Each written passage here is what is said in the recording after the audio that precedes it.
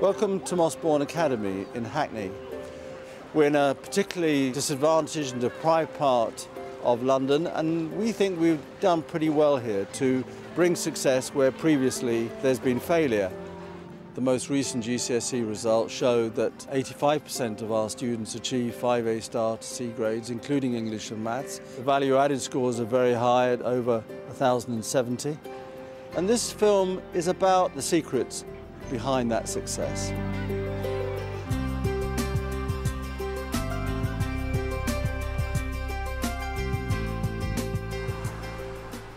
Hackney is one of the poorest boroughs in Britain, with high social and economic deprivation. Mossbourne Community Academy opened 5 years ago on the site of Hackney Downs School, which was once dubbed the worst school in the country. 40% of our children here are on free school meals. Something like 30% of the children are on the special needs register. 28% of our youngsters have English as a second language. But the expectation here is that youngsters make at least 2 levels of progress over a key stage, and many of our students achieve more than that. Our school's secrets of success. Number 1, a structured environment. Hurry up, Year 7, get into line. Take your hands out your pockets. Okay, facing the front, ready to walk off. Okay, off we go, Year 7. I strongly believe that structure liberates children. Many of our children come from an unstructured environment, sometimes a chaotic environment. So it's really important when they come here that we introduce structure into their lives, providing very clear boundaries for them in terms of behaviour so that they know the rules and the regulations. Ensuring that there are lots of rituals and routines which act as touchstones for the children. Okay, I would like Sophia to start the reflection off, please. Throughout this lesson, I aspire to maintain an inquiring mind, a calm disposition and an attentive ear, so that in this class and all classes I can fulfill my true potential. The mantra and reflection asks children to reflect at the beginning of the lesson on why they're there. They're there to learn. They're there to fulfill their potential. And although they say it 6 or 7 times a day, and I'm sure some of them just say it without thinking, at the end of the day, they're asking themselves questions in that mantra. Am I doing as well as I should be? I'll remind you again tomorrow, full school uniform for the parents' evening. You turn up looking as smart as you do at the moment. The uniform is important. It gives a sense of corporate identity. It asks children to take pride in the way they look and the way they appear. It's important outside school that people will see our youngsters and say, they look good, they must go to a good school. And I think youngsters relish that idea as well. Certainly the parents do. Our school's secrets of success. Number 2, insistence on good behaviour. Okay, readers open, please. Open your reader, please. I think a lot of places that you go, children are expected to misbehave or expected not to do well, where here we expect every child to fulfil their absolute potential and to behave impeccably. And when they're behaving, they're learning. The key to this is consistency. I can lay down a policy, but what is absolutely critical is that every member of staff, teaching and non-teaching, implements that policy. And I say to staff at the staff meeting, look, if you pass a child who's misbehaving, who's dropped a bit of litter on the floor, I expect you to deal with it. If you don't deal with it, I will deal with that child first, and then afterwards come back and see you and say, why haven't you done something about that? So it's getting every member of staff to agree to be interventionist and to support the policy of the school. One of the sort of controversial issues behind this building, but I stuck to my guns, and it was to say to the architects, I didn't want a central staff room, that I wanted a staff room in each of the learning areas. It was, I think, one of the sort of odd things about our school system is that at break and lunch time, those vulnerable times of the day, Staff often move in one direction to the staff room and the children move in the other direction to the playground and the corridors where sometimes misbehaviour occurs.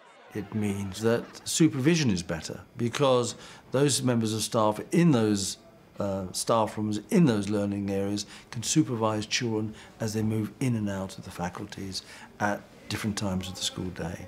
If a child misbehaves at the academy, and it does happen because children are children, we believe that swift, rigorous sanctions are the most effective. Things are dealt with immediately. The main sanctions that we have are detentions, so the swift taking away of a break, the taking away of the lunch period. For serious misdemeanours, we have a 6 o'clock detention that runs every night, staffed by senior staff, or we have Saturday morning detentions as well. Even though from time to time you may think that the rules are a bit extreme, but it's like you feel comfortable in that knowing that there are rules there and you know that the teachers are always there to help you. I like my house, but I prefer to be in school because I feel like safe, knowing that my friends are there and the teachers are always there supportive. And the teachers, yes, they're strict, but at the same time they're fair. Our school's secrets of success. Number 3, devolved management. At Mossbourne, the school is divided into learning areas. Each learning area is like a small school in itself. The head of learning area is responsible for every student's behaviour and progress within that part of the academy. This ensures that that head takes ownership of students' progress in a way that is not possible within other schools and other systems. Right, good morning everyone. Good morning. Deborah, you're going to do a little presentation on what's happening in maths. I'll just start by going over some of the figures. We've looked at the Key Stage 3 results already. I meet with those 7 heads of learning area on a regular basis to ensure that they're achieving well in that particular curriculum area. They're responsible for outcomes, they're responsible for staffing, they're responsible for resources, they're responsible for the quality of teaching. They all want to be head teachers one day, and they're running mini schools, so it's important I hold them to account for what happens. I don't think large institutions, unless you do break them down into small manageable units, work very well. Matthew, do you want to just sum up what you found in Year 7? I carried out a homework audit across all of Year 7 to ease that transition for Year 7s from primary to secondary school. We actually house the Year 7s in a totally separate area of the school. A lot of them will arrive here on level 2s and level 3s, and we add extra hours to the curriculum in English and maths, so pupils will do 5 hours of English and 5 hours of maths each week.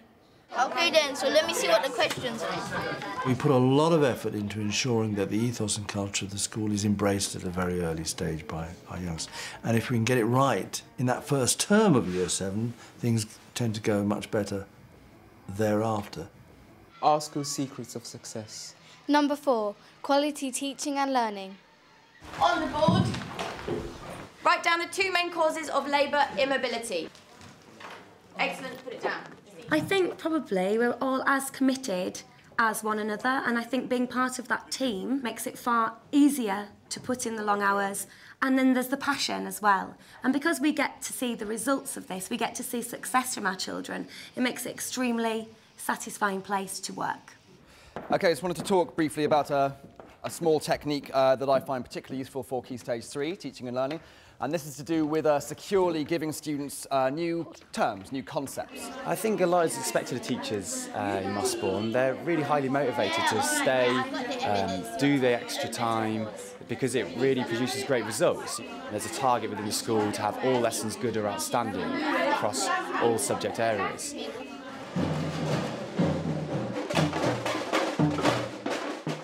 We ask children to spend a lot more time in school through extension activities in the evening, Saturday morning activities, and working well into twilight hours. Key Stage 3 start their school day at 8:30. If they have an extension class, then they will attend an extra lesson between 3:10 and 4:10. Every Key Stage 3 pupil attends 2 extra extension classes every week. Who wants to do Colin and Roy? Key Stage 4 come in an hour later. They start at 9:30 and they're traditional school day would finish at 4:10. If they have extension class, they'll be in an extra class from 4:10 till 5:10. On a Saturday morning, we have a variety of different activities going on, broadening the curriculum, but also focusing on exam preparation. Chase away those winter blues. Okay, what's persuasive about that? That will persuade somebody to book now, because it's an imperative, because it says book now. Okay, it's an order, book now, good. There is an expectation here that staff will support the ethos of this academy, and that if they want to come and work here, then they will work in a long teaching day and they will teach in the extension programme. There is a no-hours contract that they're given, which is unlike some schools. We simply ask teachers to meet the needs of the students and the organisation and curriculum of the school. Teachers are always willing to go that extra bit to help a child. The children are in on Saturday, teachers are in on Saturdays to help any children that are experiencing difficulties with anything. I know from friends, they pay a lot of money for their kids to have extra lessons, which in the schools here, they get free. Our school's secrets of success. Number 5, consistent assessment. If you could pass around those exercise books and we can spend 5 minutes to look at a number of things. A, to see that they're marked, looking particularly at whether there are levels of attainment entered. Assessment is key. A vice principal here is in charge of assessment and assessment only. And it's his job to make sure that students are tracked really carefully and that the consultative process in the school works well when the data comes into him. What I want to do is just start by looking at last year's results, talking about where you maybe hit your targets, where you didn't hit your targets. Well, shall we start with the English and see how you're doing? It's really, really important that he advises the senior team and the middle managers and others in the school whether, in fact, the strategies are working for an individual student. Something I'm going to bring your attention to, which I think Mum will have noticed, there's two things here. The yes here. Yeah. Nowhere else have we got a yes in concerns. How could you change that so that the same thing doesn't happen again this year? I could possibly ask the teacher to make sure I sit at the front, not near a window. Yeah. And what I can do to support you in that is that I will email that teacher and check that you've done that. We absolutely insist that our teachers must be totally accountable for any student who is not making the required progress within the school. If you're Adolf Hitler, Germany has had its land taken away from it. What are Germany going to do? Try and reclaim it. Right, try and reclaim it. I've worked in a number of schools around London and in other countries, and it is absolutely the difference. It is the real accountability, both on the teacher, on each member of the leadership team, and also the accountability that's put onto the student. We also make the student accountable for their grades. They should be making the progress. If they don't, it costs them time, costs them hours after school to catch up as well.